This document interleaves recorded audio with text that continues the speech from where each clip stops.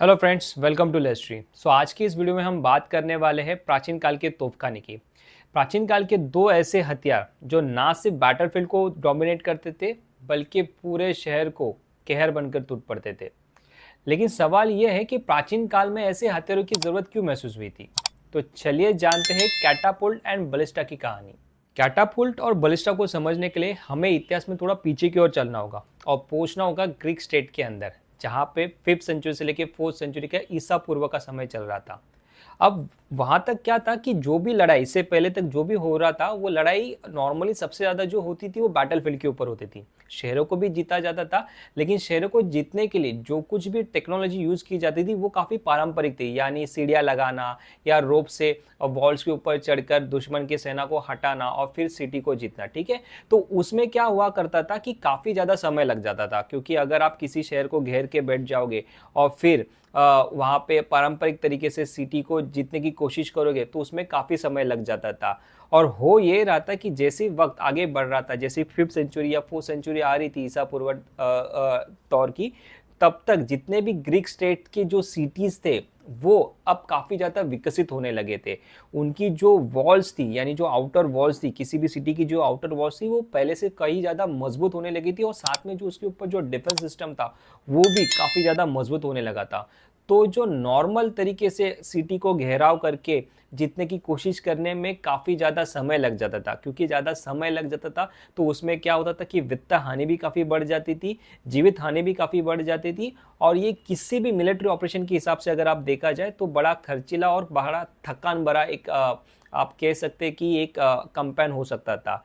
अब ऐसे में जब इतनी चीज़ें बदल रही थी तो उस दौर के अंदर सिटी को जीतकर अपने साम्राज्य को बढ़ाना काफ़ी ज़रूरी था, लेकिन उसके लिए सिटीज़ के जो दीवारें थी, जो मजबूत दीवारें थी और जो मजबूत जो डिफेंस सिस्टम था, उनको तोड़ना बहुत ज़रूरी था। और वो करने के लिए एक सीमित दूरी से उनके ऊपर अटैक करके उनको गिरा देना बहुत ज़रूरी था।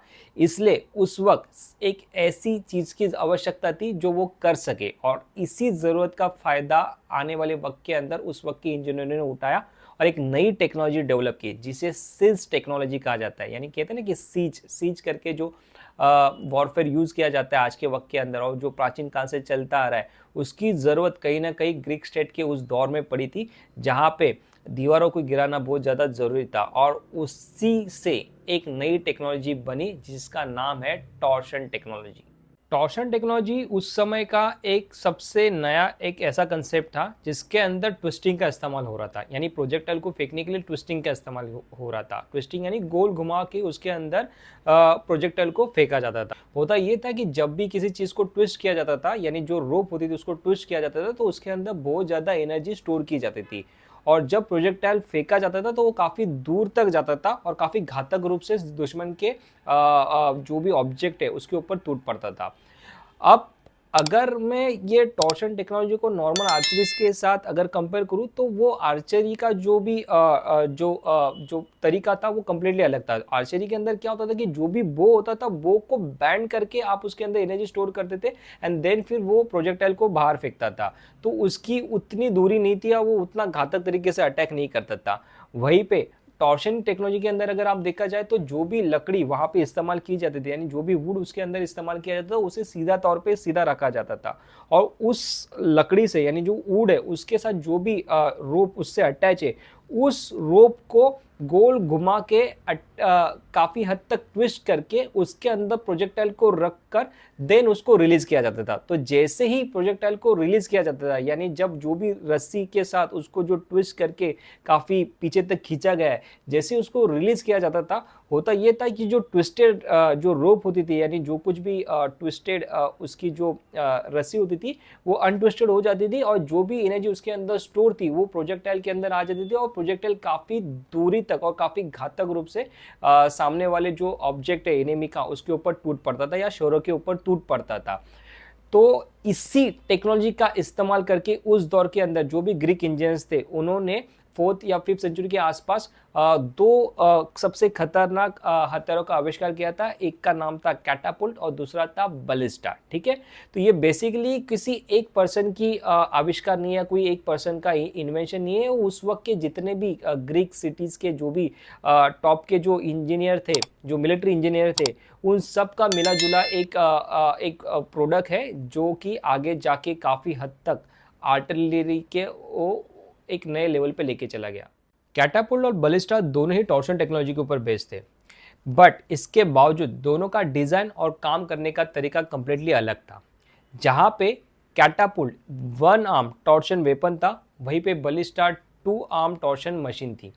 यानी अगर आप बैटलफील्ड के ऊपर और सीज वॉरफेयर पे दोनों को अगर इस्तेमाल करोगे तो दोनों का एम और दोनों का एनिमी अलग होगा। बलिस्टा और कैटापुल्ट दोनों क्या है और किस तरह से काम करते हैं, ये जानने के लिए हमें दोनों को ऑपरेटिंग सिस्टम को समझना होगा कि बलिस्टा एग्जैक्टली है क्या।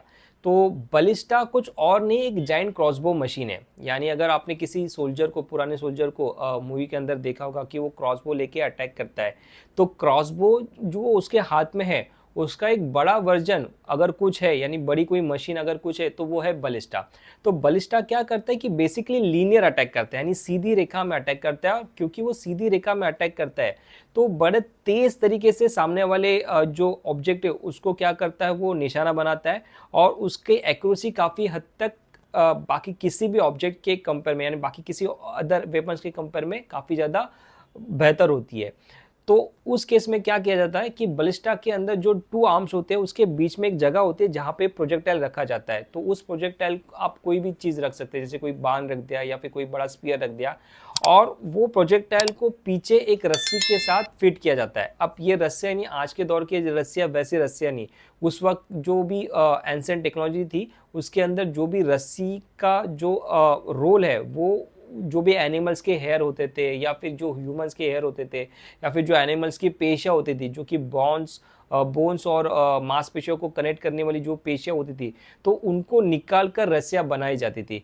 तो ये जो रस्सियाँ होती थी वो ट्विस्ट भी हो सकती थी और आफ्टर कुछ देर में समय के बाद अगर आप उसको पीछे की तरफ खींचते तो वापस अपने री शेप में भी आ सकती थी। तो इस प्रकार रस्सियों का इस्तेमाल किया जाता था। तो जब भी बलिस्टा या फिर ऑनेजर जैसी चीज़ें यूज़ की जाती थी तो उसके अंदर इसी तरह की रस्सियों का इस्तेमाल किया जाता था। तो अगर मैं बलिस्टा के वर्किंग सिस्टम के ऊपर आऊँ तो बलिस्टा के अंदर जो भी प्रोजेक्टाइल बीच में रखा जाता था उसे रस्सी के साथ फिट किया जाता था। फिर जो चरखी होती थी, एक पीछे की तरफ एक जो चरखी होती थी, उस चरखी के सहारे उसको पीछे की तरफ खींचा जाता था। जो 2 रस्सियाँ 2 आर्म्स के अंदर फिट थी वो एक दूसरे के अंदर ट्विस्ट होना शुरू हो जाती थी और जो प्रोजेक्टाइल था वो पीछे की तरफ शिफ्ट होना शुरू हो जाता था, जिससे क्या होता था कि काफ़ी हद तक एनर्जी उन रस्सियों के अंदर जमा हो जाती थी। और जैसे जो चरखी थी, यानी जो ट्रिगर था, उससे रिलीज किया जाता, जो ट्विस्टेड रस्सियाँ थी वो वापस नॉर्मल अपने फॉर्म में आ जाती थी। लेकिन जब वो नॉर्मल फॉर्म में आती थी तो जो कुछ भी एनर्जी उन रस्सियों के अंदर थी वो प्रोजेक्टाइल के अंदर आ जाती थी, और तो जो प्रोजेक्टाइल था, जैसे कोई स्पीयर होगा या फिर कोई बाण होगा, वो सीधी रेखा में अपने ऑब्जेक्ट को क्या कर देता था, भेद देता था। तो इस प्रकार बलिस्टा क्या करता था, काम करता था। यही वजह है कि बलिस्टा को उस वक्त के अंदर, यानी प्राचीन युग का एक स्नाइपर कहा जाता था। यही अगर मैं बात करूँ कैटापुल्ट की, तो कैटापुल्ट एक कंप्लीटली अलग मशीन है। यानी बलिस्टा का इस्तेमाल एक सीधी रेखा में अटैक करने के लिए था, तो कैटापुल्ट का इस्तेमाल होता था ऊपर से अटैक करने के लिए। तो कैटापुल्ट आपने कई बार मूवीज़ में भी देखा होगा, कई हॉलीवुड मूवीज़ में देखा होगा, हमारे बॉलीवुड मूवीज़ के अंदर भी कैटापुल्ट दिखाया जाता है। तो कैटापुल्ट एक बड़ा एक झूले जैसी मशीन थी जिसका मकसद सिर्फ ये था कि ऊपर से हवाई अटैक करना। तो क्या हुआ था, कैसे होता था कि जैसे कैटापुल्ट है तो उसके ऊपर जो एक आर्म होता था, यानी जो उसका जो मेन जो आर्म होता था, उस आर्म के पीछे की तरफ एक कप होता था। वो कप के अंदर आप जो भी आपको जो फेंकना है, जो भी प्रोजेक्टाइल आपको फेंकना है, आप उसके अंदर रख सकते थे। तो एंशिएंट टाइम के अंदर उसके अंदर जैसे कि स्टोन है, स्टोन को मैक्सिमम स्टोन्स को रखते थे, यानी पत्थर्स को रखते थे। फिर कोई आग से भरा हुआ कोई ऑब्जेक्ट है उसको रखते थे, कोई मरा हुआ एनिमल से उसको रखते थे, या फिर कोई ह्यूमन डेड बॉडी उसको रखते थे। यानी किसी भी ऐसे ऑब्जेक्ट को रख सकते थे जो ऑब्जेक्ट काफ़ी बड़ा हो, जो दुश्मन के ऊपर एक बड़ा अटैक कर सकता हो और जिससे दुश्मन को ज़्यादा बड़ी हानि होती हो, और जो ऊपर से जाके शहरों के बीच में जाके गिर सकता था। तो ऐसे ऑब्जेक्ट को उस कप के अंदर रखा जाता था। फिर जो भी कप है यानी जो आर्म है उसको नीचे की ओर खींचा जाता था। जब उसे नीचे की ओर यानी चरखी के थ्रू नीचे की ओर खींचा जाता था तो उसके बाजू में जो भी दो रोप्स लगी रहती थी वो एक दूसरे के अंदर ट्विस्टेड होनी शुरू हो जाती थी। जैसे अगेन वो एक दूसरे के अंदर ट्विस्टेड होनी शुरू हो जाती थी, उसके अंदर एनर्जी स्टोर हो जाती थी। और एक वक्त के बाद जैसे वो आर्म पूरी रूप से नीचे आया, जब उस ट्रिगर को छोड़ा जाता है यानी उस चरखी को छोड़ा जाता तो जो भी ट्विस्टेड रोप्स थी वो वापस रीफॉर्म में आ जाती थी। लेकिन जब वो रीफॉर्म में आ जाती थी, जो आर्क नीचे आया था यानी जो वो आर्म जो नीचे आया था वो घूम के ऊपर सीधे की तरफ सीधा चला जाता था। जब वो घूम के सीधा ऊपर चला जाता था तो जो भी प्रोजेक्टाइल उस कप के अंदर रखा था वो काफी स्पीड के साथ जो अपना ऑब्जेक्ट है, एनिमी का ऑब्जेक्ट है, उसके ऊपर फायर करता था या फिर उसके ऊपर टूट पड़ता था। तो कुछ इस प्रकार कैटापुल्ट काम करता था। कैटापुल्ट का काम सिर्फ ये था कि दुश्मन के जो वॉल्स है उनको तोड़ना हो या फिर जो शहर है, शहर के अंदर जो भी जो इम्पोर्टेंट ऑब्जेक्ट्स है उनके ऊपर तबाही मचानी हो, या दुश्मन के फौज के अंदर एक भय का एक एहसास खड़ा करना हो। तो काफ़ी जायंट मशीन थी कैटापुल्ट, और जब भी अटैक करती थी दुश्मन के ऊपर तो काफ़ी हद तक तबाही मचा देती थी। अगर हम हिस्टोरिकल यूजेस की बात करें कैटापुल्ट और बलिस्टा की, तो उस दौर की यानी जो एंसेंट आर्मीज थी, जैसे चाहे वो ग्रीक आर्मीज थी या रोम आर्मीज थी, और आने वाले वक्त के अंदर जैसे कि हेलेनिक्स आर्मीज थी, उन सारे सेनाओं ने किया था। तो चाहे वो बैटल फील्ड के ऊपर हो या फिर किसी सिटी को घेराव डालकर यानी सीज करके उस सिटी को जीतने के लिए हो, तो हर जगह पे कैटापुल्ट और बलिस्टा का इस्तेमाल किया गया था। लेकिन अगर पर्टिकुलर बलिस्टा का इस्तेमाल अगर मैक्सिमम किस चीज़ के लिए यानी किस रोल के लिए किया जाता था, अगर हम डिस्कस करें तो किसी पर्सनल सोल्जर को मारने के लिए हो, यानी किसी आर्मी का प्रमुख इंसान उसको मारने के लिए हो, या फिर कोई डिफेंस टावर्स को तोड़ने के लिए हो, या फिर एनिमी गेट्स को काफ़ी एक्यूरेसी के साथ तोड़ने के लिए हो, तो उस चीज़ के लिए बलिस्टा का इस्तेमाल किया जाता था। वहीं पे कैटापुल्ट का इस्तेमाल किया जाता था शहरों की दीवारों को तोड़ने के लिए, शहरों के अंदर एक डर का माहौल पैदा करने के लिए, या फिर जो भी आपने सीज लगाई है उस सीज को जल्द से जल्द खत्म करने के लिए कैटापुल्ट का इस्तेमाल किया जाता था। लेकिन जैसे आपको पता है कि हर चीज़ का एक वक्त होता है, वैसे आने वाले वक्त के अंदर गन पाउडर के इस्तेमाल के साथ टॉर्शन मशीन का जो इस्तेमाल है वो धीरे धीरे कम होने लगा। गन पाउडर टॉर्शन मशीन के कंपेयर में ज़्यादा ताकतवर थी, ज़्यादा दूरी तक मार कर सकती थी और ज़्यादा घातक वार कर सकती थी। साथ में बड़ी से बड़ी दीवार को एक अटैक के अंदर भी गिराने की ताकत रखती थी।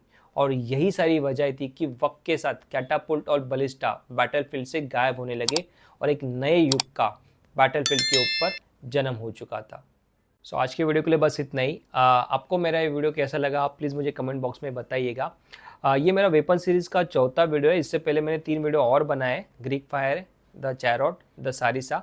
आप प्लीज़ जाके उन वीडियो को भी चेक कीजिएगा, आपको और जानकारी मिलेगी कि एंसेंट वेपन कैसे काम करते थे, क्या उनके पीछे की टेक्नोलॉजी थी और किस प्रकार उन्होंने बैटलफील्ड को डोमिनेट किया था। मेरा और एक सवाल आप लोगों से रहेगा कि आपने जैसे आज के वीडियो के अंदर हमने कैटापुल्ट को जाना, तो मैक्सिमम जगह पे आप हॉलीवुड मूवीज़ के अंदर कैटापुल्ट दिखाया गया है या बॉलीवुड मूवीज़ के अंदर कैटापुल्ट दिखाया गया, तो आप प्लीज़ मुझे कमेंट बॉक्स पे उसका नाम बता सकते हैं कि कौन सी है वो मूवी थी जहाँ पे कैटापुल्ट उस मूवी के अंदर दिखाया गया था। तो उस मूवी का नाम आप कमेंट बॉक्स के अंदर मेंशन कर सकते हैं। साथ में अगर आपको मेरा वीडियो अच्छा लगा तो उसे लाइक कर दीजिएगा, शेयर कर दीजिएगा, और इसी प्रकार मिलिट्रिस्टिक रिगार्डिंग और भी जानकारी जानने के लिए मेरे चैनल लेयर स्टडी को सब्सक्राइब कर दीजिएगा। तब तक के लिए धन्यवाद।